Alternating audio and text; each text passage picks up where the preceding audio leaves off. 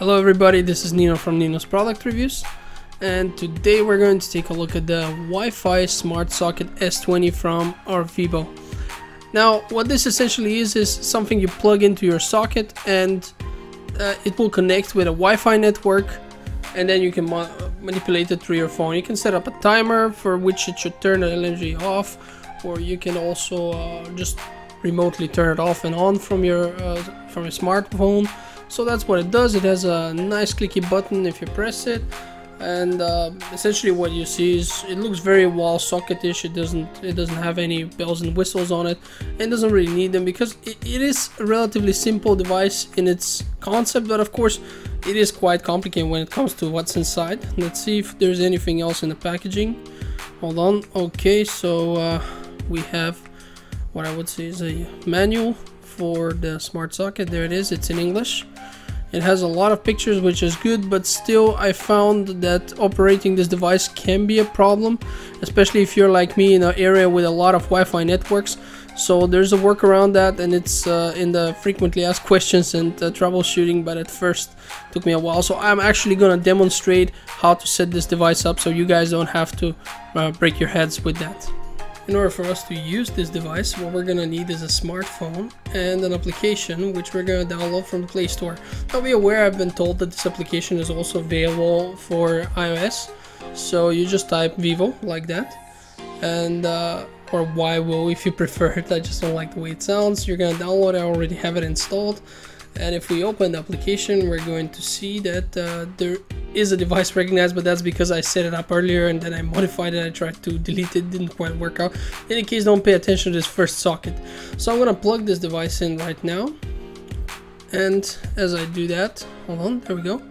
You're going to see the red lamp is blinking.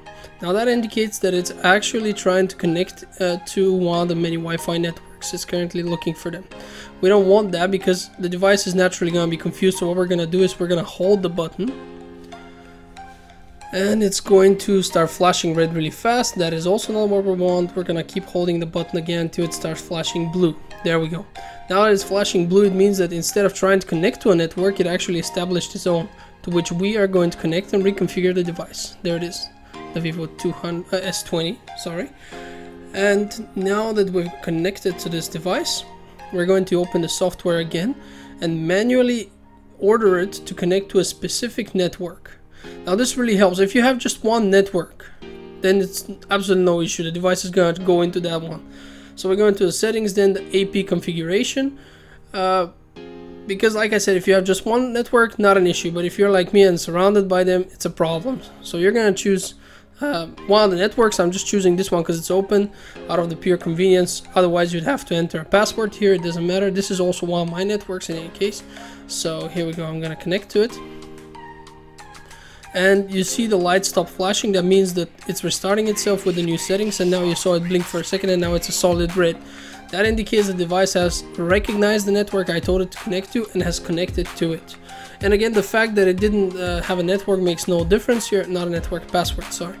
No difference. You see I connected to another Wi-Fi network, so I am actually going to have to change to the same one the device is connected to. Whoops.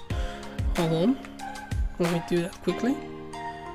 Okay, so I'm going to connect to this network as well. And as soon as both my phone and this device are connected to the network, we're actually ready to go. Now you're going to see that the software of the device, there we go, I'm connected. You're going to see that the software of the device actually recognizes it as a second socket. Because like I said, I changed some settings and changed network, and now it recognizes a different one. So we go to socket 2 in my case. In your case, it's going to be the only one available. And now we're connected to it. So all I have to do is press, boom, and it turns itself off as you saw.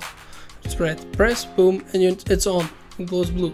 Now of course I'm going to show you this by using this HHSolid charger, because that one glows when used. So I turn it off. Now it seems to continue to glow, but that's not because it's still giving power, but rather because this charger kind of holds some of it inside. It's going to take a few seconds for it to turn itself off, but the S20 is actually providing no more energy from the moment you press it. There we go. And now we're going to turn it back on. Boom, it's on.